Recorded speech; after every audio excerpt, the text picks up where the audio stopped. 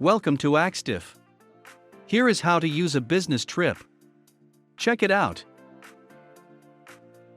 Firstly, click Business Trip menu.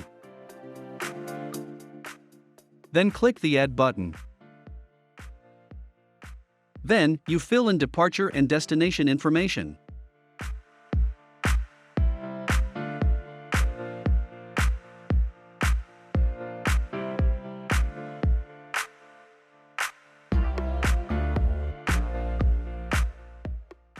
Select travel date and return date.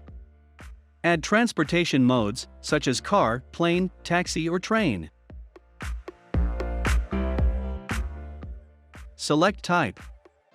Attach the file of your receipt, or you can directly take the picture from your camera. Then, click Add.